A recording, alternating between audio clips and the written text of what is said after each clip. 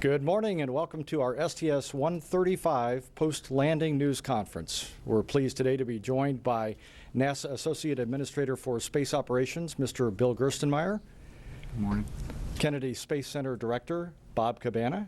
Hi. Space Shuttle Program Launch Integration Manager, Mike Moses. Good morning. And Shuttle Launch Director, Mike Leinbach. Good morning, everybody. We'll open up with some comments from the panel, and then we'll be happy to take your questions. Mr. Gerstenmaier? Thanks, Mike. First of all, I really want to thank the Space Shuttle team and the Space Shuttle program for just a tremendous effort today and throughout the entire history of the program. I can't say enough about the team and how great a job they've done. We gave them a tremendous challenge to fly and execute these missions and to finish strong, and I can tell you today the team accomplished every one of those objectives, and they just did a tremendous job. When we walked out on the runway and we looked underneath the vehicle, it was one of the cleaner vehicles I've seen. The bottom of the vehicle looked excellent. The entire mission was very smooth. A tremendous amount of cargo was transferred back and forth between the station and the shuttle. All that went tremendously smoothly. Everything worked just flawlessly, just like it should on every mission. So with all the distractions and the problems of uncertainty of where the future was going and things, the team stayed focused. They did exactly what they needed to go do, and they really delivered a quality end to the program. So I want to, again, thank the team for that. I'd also like to thank the nation for allowing us to have these 30 years to go use this shuttle system. This is a tremendous vehicle. As I stood out on the runway and stared at it, I looked at this winged vehicle and I thought about all the systems and when they were designed back in the 70s. And it was a true marvel looking at that machine sitting on the runway. It really allowed us to do amazing things, and it's going to continue to allow us to do amazing things in the future. And that's the next steps. The next steps are the space station. We're going to continue to use the space station. We've put it in as best a posture as we can for this next period of time. We'll see the new commercial cargo providers come online late this year and the beginning of next year. We get a chance to see if space can really be that research facility that we need. We can learn new things from space that are really unique and help us here. So we'll continue on with that in the commercial activities. And then we need to get on with our exploration plans. I think we need to really get some good ideas to go forward beyond low Earth orbit to keep moving forward. So again, I can't thank the shuttle team enough for what they've done. I recognize that the change is very hard, and but huge growth or huge improvement really comes from change. And so this team that can accomplish almost anything that they're asked to go do, I know that they can accomplish great things in the future, both individually and as a team. I wish them the best as they go forward. They should be very proud of what they have done. They've accomplished everything we wanted them to go do. They will be successful in the future, and they will do great things. Thank you, Space Shuttle team. Bob? Thanks, Bill. Bill pretty much captured it. First off, it is great to have Atlantis safely home after a tremendously successful mission and home to stay, and that's really important too. I just can't say enough good things about the processing team here at KSC and how they've performed these last few flights. When you consider, it's been our #1 goal the last couple of years to safely fly out the shuttle program, and we've accomplished that. And when you consider the folks that know they're going to be out of work here in tomorrow is their last day, and they've performed flawlessly right up to the very end with high morale and dedicated to what they're doing. And that's the kind of workers we've got here at KSC. And I have extreme pride in each and every one of them, and I'm just really pleased. I'm proud to be part of the program at this point in history. As Bill said, we've achieved that goal now. We have safely flown out the shuttle, and we're gonna take pride in that today. We're gonna celebrate. We've got a team event going on outside the OPF as we tow Atlantis back. We're gonna pause for a little bit, allow folks to get pictures with the vehicle in the background, and celebrate what we have accomplished these past 30 years with the Space Shuttle program, and specifically with this last mission. But when that's complete, then it's time to move on and focus to the future. And as Bill said, you know, you can't continue to do the same things and expect to do something else that's better. You have to have change. And in the austere budget times that we have, we cannot afford to continue to fly the space shuttle and still work on those future programs. So now we're going to take this extremely talented and dedicated team that we have across the agency that has been focused on the space shuttle program, and we're going to focus a lot of energy on enabling that future for KSC, for NASA, and our nation. And we will enable commercial space to get our crews to and from the space station. And we're going to work on that heavy lift vehicle that's going to allow us to explore beyond our home planet. And as you all know, the multi-purpose crew vehicle was named Orion. The first hardware for the test vehicle arrives here at the Cape later this year to be processed over in the ONC High Bay. So we're going to focus on what we need to do to prepare the launch site, the facilities here, to make it a multi-user spaceport, to enable commercial space, and to get us that big rocket that allows us to go exploring as we move beyond our home planet. So I think today's a great day to celebrate. There's a lot of emotions, highs and lows, as we give hugs and say goodbyes, but also take pride in what we've accomplished, and it's pretty amazing when you look back on it. Thanks. Thanks, Bob. Let's see. Boy, it's been a heck of a day. And a heck of a program. I personally, same kind of sentiments. Unbelievably proud to be here representing the Space Shuttle program and the thousands of people across the country that do the work. The Kennedy teams do an amazing job. You saw this vehicle performed almost flawlessly. Hardly any issues to talk about at all. Really let us focus on the mission of stocking up the station for the future. The teams back at Johnson Space Center in Houston, the mission control team, is world class. There is none better for executing a mission and flying the plan. The lead flight directors and the ascent entry flight directors really lead an amazing team of folks back there. In addition to all the station support controllers and the rest of the engineering staff at Johnson Space Center, and then our friends up at Marshall Space Flight Center put together a truly awesome set of propulsion hardware to get us into orbit every time. That's worked flawlessly and has been doing just fantastic here in the home stretch. Allowing us to really do exactly what we've all been talking about, which is finishing strong and keeping on the target. When you look back, the shuttle program's racked up quite a history. I was just doing a little quick math. We did 1,300 days in orbit. If you think about that for all the vehicles in the fleet, that's about 43 months of time up in space. It's nothing compared to the time that the space station's clocking up, but for a vehicle built 30 years ago whose purpose was to build the space station, it's quite a feat. And that station itself is impressive. You guys saw the station. Hopefully, you got to see the station fly by about 10 minutes before landing. I don't know how much we owe the station program for doing that, but man, it was picture perfect. I couldn't have thought of anything better to do than to have that go by just before we had touchdown.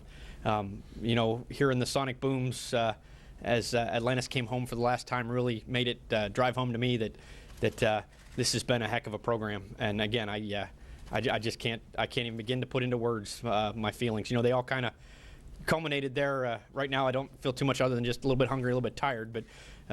But it's been a nice ride. And I don't think I can say anything else without blabbering on. So I'm just going to pass it on to Mike. Okay, thanks, Mike. I have two statements I'd like to make. One is to thank the workforce here at the Kennedy Space Center. I've worked here all my career, 27 years, and you get to know the folks here and you get to love them all. And those folks out on the runway today were doing the job today just like they've done every other landing, and it was just a marvel to see. I know I'm sounding like a broken record here, but these feelings from myself and from the other guys up here are true feelings that the workers out here and across the country in the Space Shuttle program have dedicated their lives, their hearts, and their souls to this program, and I couldn't be more proud of them and to call them my friends and to wish them well. Second, I'd like to thank you all, members of the press, for the years of service. You've become family members as well. Some of you have gone way back, Jay in particular, and so you all have been good friends of the space program too, so I'd like to thank you all. It's a good day. Program's over, mission complete. Everybody feels good that we got the crew home safely, and we're looking forward to our next challenges. Thank you. Okay, we'll take questions here. Please wait for the microphone, state your name and affiliation, and to whom you're addressing your question, and we'll start off with Marcia Dunn. Marcia Dunn, Associated Press for Mike Leinbach. When was the most emotional point for you this morning? Seeing the shuttle, walking up to it, hearing the booms. Could you just sort of share your sentiments? Well, there were several, Marcia. Deorbit burn, the go for the burn, knowing that this mission was coming to an end. Out on the runway, I found myself, as I did with Discovery and Endeavour, just taking in the beauty of the vehicle, standing back and taking pictures and taking pictures of the workers and them asking for a picture with me, and it was just it was a family event out there today. Hard to describe the emotions. There were good emotions that we brought the crew home safely and the mission's complete. Certainly sadness that it's over and people will be moving on, and I hate to see them leave, but that's a reality. I saw grown men and grown women crying today. Tears of joy, to be sure. And that was just human emotions came out on the runway today, and you couldn't suppress them. Jay? Jay Barbary with NBC. Bill, the question today really is, we're celebrating, but when will astronauts lift off again from Cape Canaveral? We've had 166 flights with this one. And I know that SpaceX is asking to deliver cargo before the year's end with their Dragon spacecraft. They haven't yet got approval from NASA. Maybe you can tell us where that is. And if you really think that they have a shot, or Boeing has a shot with their CST-100 to put astronauts in space from here by 2014 or 2015. What's your thinking on that?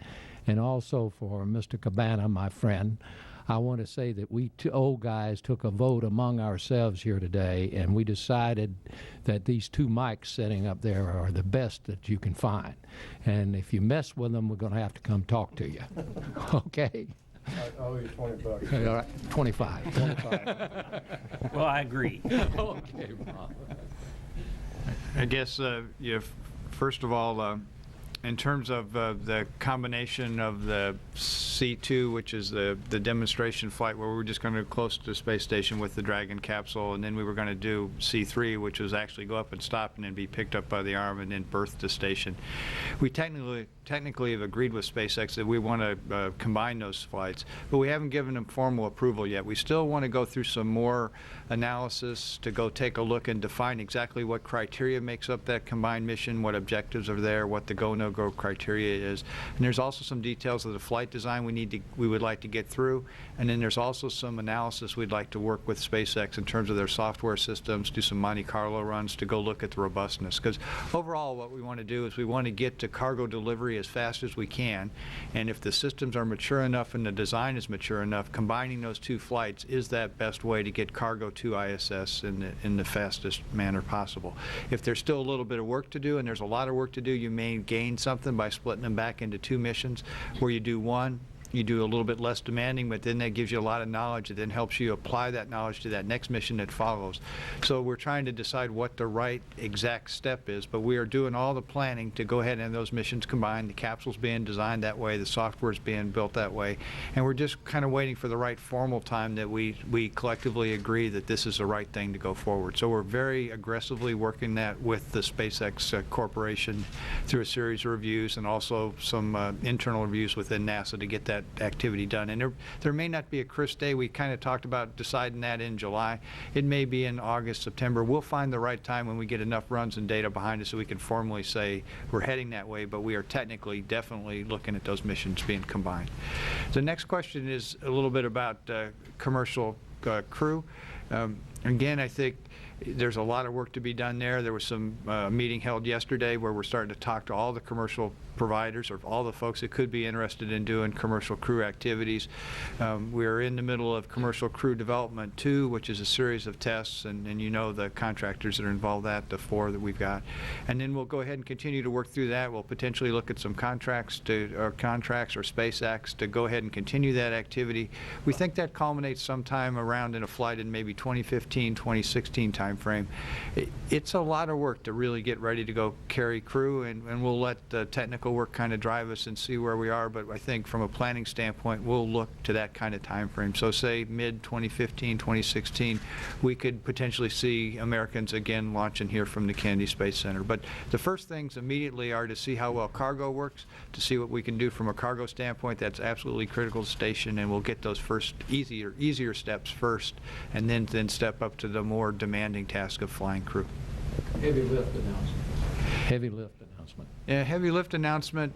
Again, we've worked kind of a technical recommendation we have. We're still working through the budgeting estimates associated with that. We've got to show folks that we have a very viable, credible plan to go do that. So we're spending a lot of time in Washington explaining to folks what the plan is, what our technical recommendation is. Plan's probably too strong a term, but it's our recommendation of the way we would like to proceed.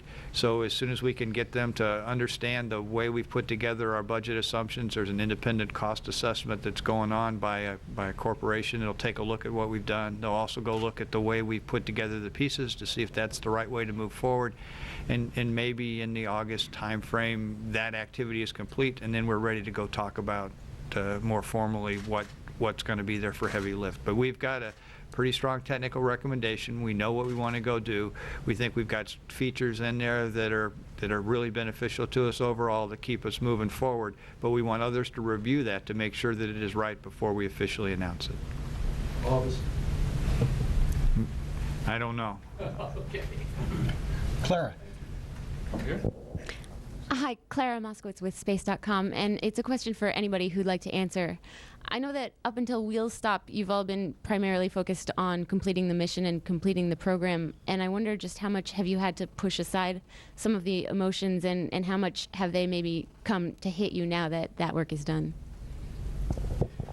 Well, for me, it was kind of like that after launch. A big wave of emotion went past, and then it was in little places it would bubble up during the mission. Fergie did a fantastic job of recognizing verbally all the folks around the country that have contributed, and every once in a while you'd catch one of his speeches on the TV, or I'd read an article that one of you had written that particularly pulled at a string, and it just kind of occasionally happened. Almost every day there was an instance where something happened. Yesterday we got the word that the Empire State Building was going to light up in red, white, and blue overnight for us, and that kind of just, you sat there and you went, wow. So it's kind of just been going on constantly, and today, having the mission focus part of today pushed it back down again. I suspect by the time I get back home it'll probably come back up again, but for now it's still that mission focus, getting the crew home today, and that went really well. Looking forward to being able to go out to the OPF and hang out with all my friends down here that I've made at the Kennedy Space Center, and just kind of wish them well. They're a big number of them are heading out the door tomorrow, and so it's just I think it's gonna keep going for a while, the emotions. We'll do one more question on this side of the room, and then we'll come over here, and then we'll catch the next row here. Did anyone else want to respond to that? Okay, sorry. Go ahead. Hi, good afternoon. Francisco Villalobos from Noticieros Televisa Mexico, and the question is for Mr. Cabanas, a two-part question. But first of all, thank you for your hospitality on behalf of all the Spanish-speaking Hispanic reporters that we were here. Your staff and your crew and everybody here in the center has treated us tremendously, and we appreciate for your hospitality, sir. Mexico and a lot of countries in Latin America are starting to have space agencies of their own. Mexico in the Yucatan Peninsula has a very privileged spot, similar to Cape Canaveral, where perhaps NASA could exploit a possible launching site. And as the future changes, as NASA is entering this new era of more international cooperation, perhaps commercial launching, I was wondering if Mexico is one of your perhaps target areas, and when perhaps, if it's so, when would you see launching site that you guys may use in the future? That's one part. And the second part of the question is that there's a gap that obviously is between launch vehicles, space vehicles, that we have that we didn't have when the Apollo ended in '72, and at the same time the shuttle was approved.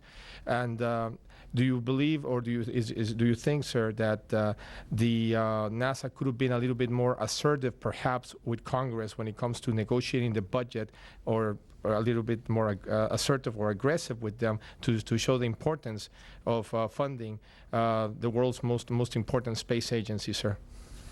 Well, let's see. First off, the Kennedy Space Center doesn't make international agreements, and any work that would be done with other partner nations or international operations comes out of headquarters. So I wouldn't be involved. From a point of view of gaps, if you look back, yes, we had that we were going to build shuttle.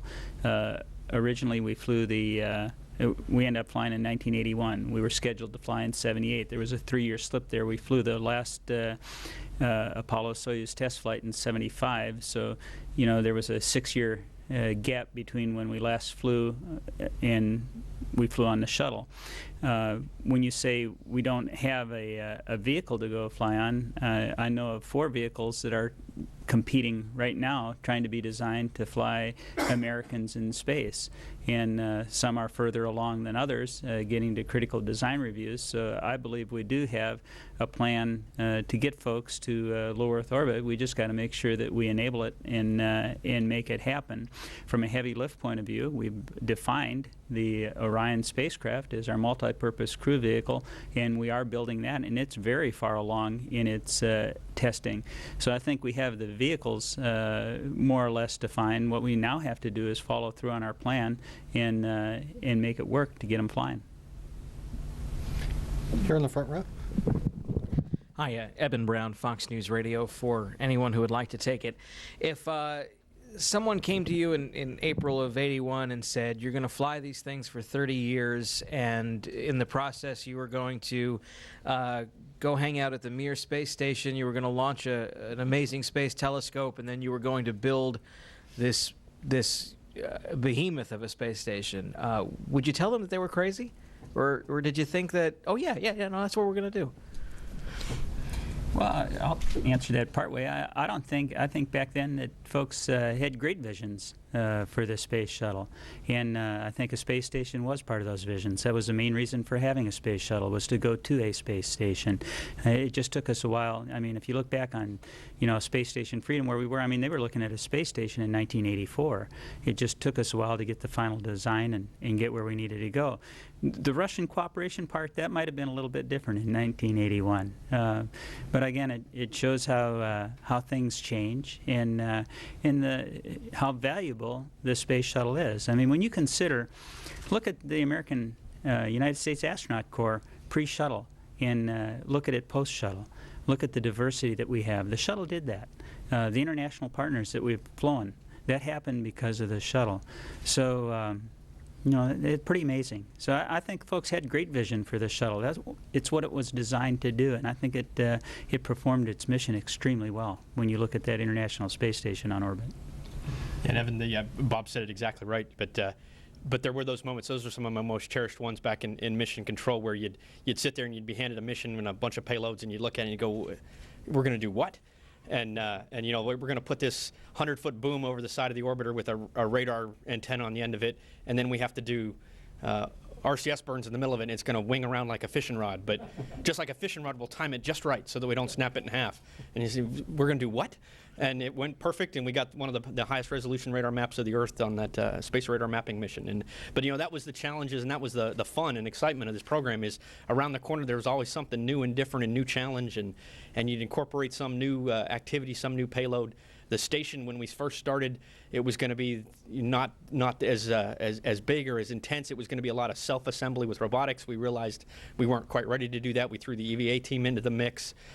Just everything we've learned every day that this program's been in existence has been amazing. I think the vision was there at the beginning, but I think those folks would look at what we did now and be really proud of just how mature that vision became. And a lot of it, real quick. It's not the hardware, and a lot of times things don't get used for what they were designed to do, but it's the ingenuity of the people and the team that are able to take, something and make it happen maybe different from what was intended. Or when we ran into problems, look at all the problems we ran into with the space shuttle and how we solved them, on orbit, rescuing satellites and so on. And it's a team. As great as the hardware is, it's the team that makes it what it is. And that's why I'm so confident about our future, because, we still got this outstanding, amazing team that's going to make it happen. And I would say the same kind of thing as we reflect today, right? We kind of want to have a perfect plan for the future, right? We're going to go do X, Y, Z, and all these things. That's not so important in my mind, because you're not necessarily going to achieve all those things in precisely the order or the timing. But if you take that step and you go with the right bigger vision and the right agility, and you challenge this team to go do things, you can accomplish amazing things that actually exceed what you've really intended to begin with. You know, in the research field, the big breakthroughs don't come from incremental steps. They come from somebody observing something that they didn't really intend to see, and then that human is smart enough to pull off of that data, and then that really advances the next steps. And so as you look back on the shuttle, did it achieve exactly what we planned? No. But look at all the other things that it's enabled. Now the next program, don't worry so much about being precise of what it's got to go do and try to justify every penny that goes into it. Get that ingenuity out there to challenge the workforce, to challenge human ingenuity, to really push, and you don't know where this country and this people pulling together can actually accomplish and what they can go do. Craig. Thanks. It's Craig Cavalt with Aerospace America for Bill. Bill, on your comment there about technical recommendations for the heavy lift, can you characterize where LOX RP1 engine development falls in the overall picture, possibly as a follow-on to an SSME power plant for the heavy lift? Yeah, again, it's, you know, until the plan is really approved, it's probably premature for me to talk about the specifics and details.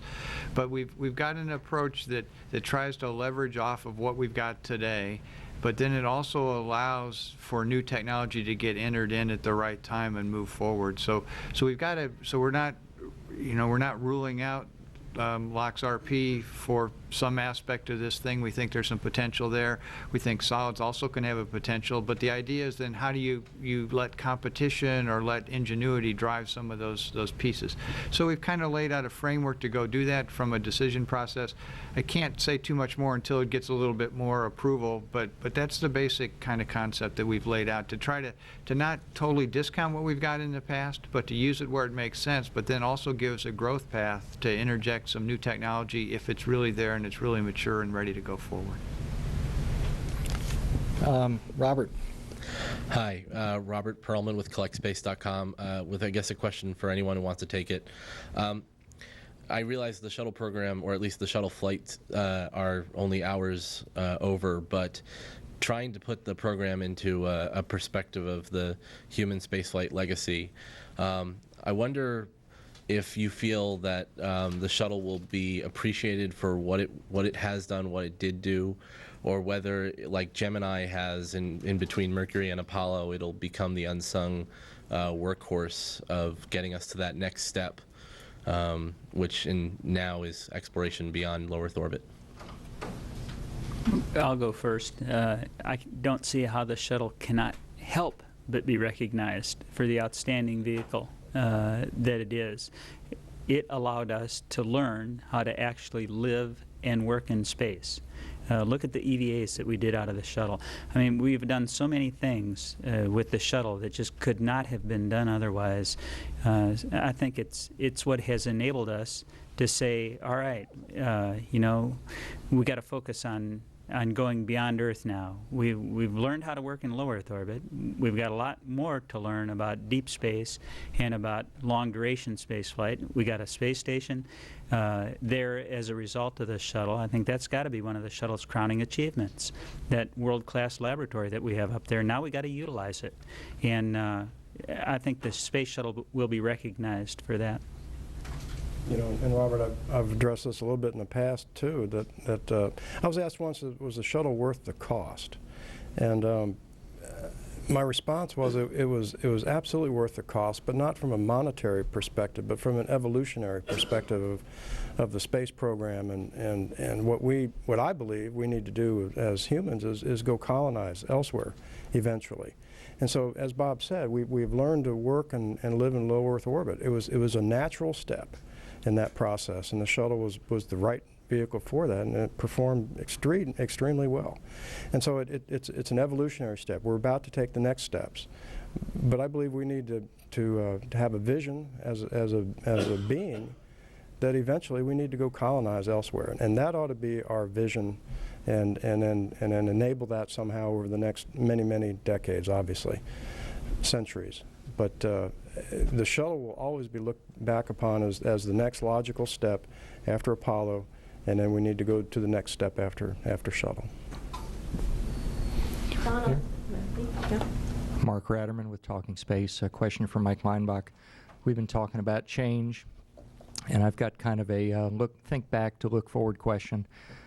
What advice 20 years ago would have been nice to have to help you prepare for the changes of today?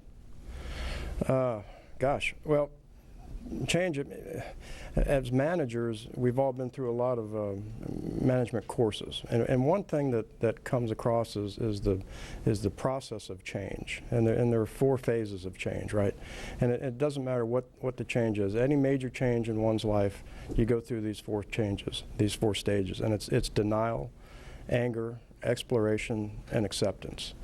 And so we've all been through that now in the shuttle program, and we've accepted the fact that it's over.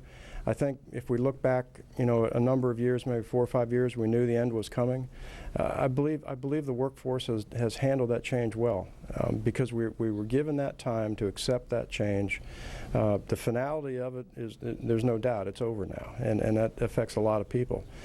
But given the fact that we had 3 or 4 years to prepare for this really very focused way, I think helped the people deal with that. And I heard nothing but pride out on the runway today.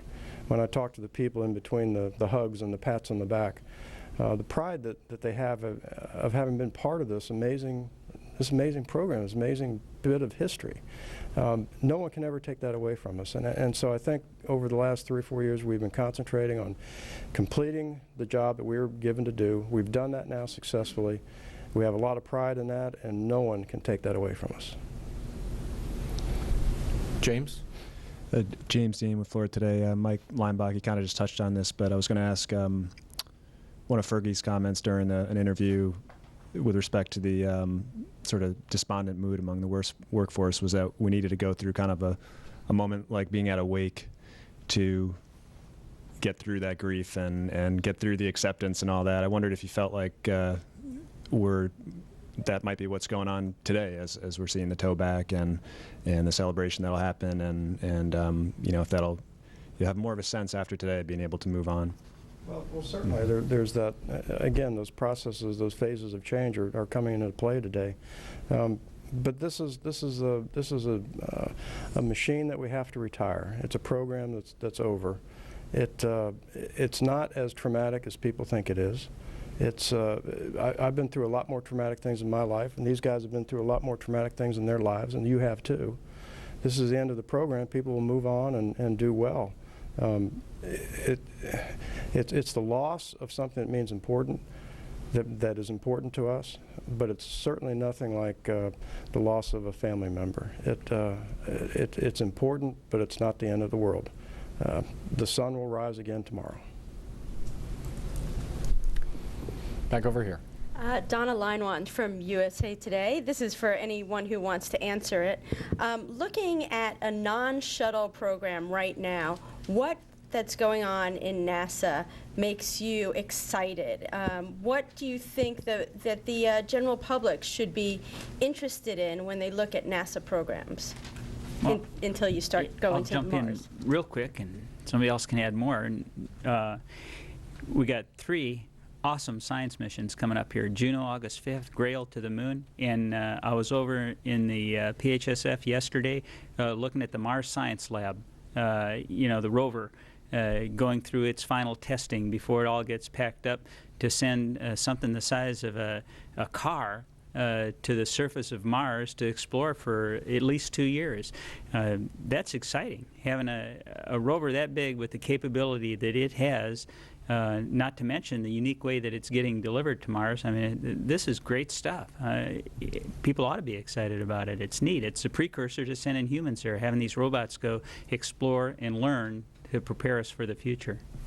And, you know, I would just say we got to see it today. 9 minutes before landing, this little white dot went over the horizon. And that's a 900,000-pound research facility in space with 6 people, international folks, living every day in space doing research. Now, that's not easy because that little white dot, it's hard to see the solar rays, it's hard to see, it's as big as a football field, it's hard to understand the research. And so we're going to have to collectively all figure out a way we talk about it differently. You know, it's easy to come and see a launch, you can feel the launch, you can see the launch, you can internalize it yourself, but that research activity of what we're doing, those are really the first steps we are getting to go beyond low Earth orbit, or to actually go colonize beyond the Earth, as Mike described. So that is the next phase. So how do we as a people talk about that in a way that relates to everyday folks, that they can understand what the potential is of that research facility? And that's our collective challenge, is how we make that connection. How do you make that little white dot real, that's as exciting as a launch that you see, or as a landing that you saw 9 minutes later? Jay. Jay Barbary with NBC. Bill, if I wrote tonight that your heavy lift coming up, now I realize you cannot answer this, and I respect that, but if I wrote tonight that your heavy lift coming up would use the current shuttle boosters, current tank, SSME engines, and the J2 to go into space, and it would be built in a fashion that could be updated throughout the coming years with better propulsion systems or newer, better technology, rather than fixed into that position. Would you have much argument with that? Boy, this is the answer is yes, because it's got pieces of those, but it doesn't have it the way you described it. So we got to be careful, right? So let us get through the process. Let us have some folks review it and see where they are. But that's a little too clean, a little too crisp, and it's a little more complex than what you described. So the simple answer is no. Okay. Well, I got a lot more than I had. All right. Okay, in the green shirt back here. Hi, Curtis Kruger with St. Petersburg Times. You all mentioned a lot of pride and national pride in the workforce, from the workforce, in this space shuttle that's got the American flag and the NASA meatball on it. How will your view change, and how should the nation make of it when the next astronauts who fly are on commercial space vehicles here at Kennedy? Well, I'm assuming those commercial vehicles are built here in the United States. They're still going to have an American flag, and they'll be supporting NASA missions. I think they ought to take great pride that we're expanding the envelope and trying to open up space to everyone. It's going to take a lot of work, and it's not going to happen overnight, but they're American rockets and American spacecraft taking American crews to space, so they ought to have a lot of pride in that. We'll wrap it up with a question from Robert Perlman. Hi, Robert Perlman with CollectSpace.com with a question for Mike Leinbach. I asked some of the other shuttle team members this question back in Houston. There is one more shuttle still flying, albeit it's quite small, the shuttle model that was left on the International Space Station that you and others signed. Can you share what it means, what the crew call the monument means to you, and your role of having the signature on it? Well, see, I was completely honored to be asked to sign that, and I remember when I signed it, I told John Shannon I'm signing on behalf of the launch team and the processing teams here at the Kennedy Space Center. So a little bit of everyone is on that signature up there, and that means a lot. You know, it's a tangible thing that we can go retrieve one day and look back on the shuttle program. There's a little bit of everybody on the space station right now. It feels good. All right, well, we are going to close things. Atlantis is being towed back to the orbiter processing facility as we speak, and in about an hour there will be an employee appreciation event, the beginning of which you'll get to watch live on NASA television with Mr. Cabana and NASA Administrator Charles Bolden. That'll be the next Kennedy activity on NASA television. So once again, thank you very much for coming, and have a great day.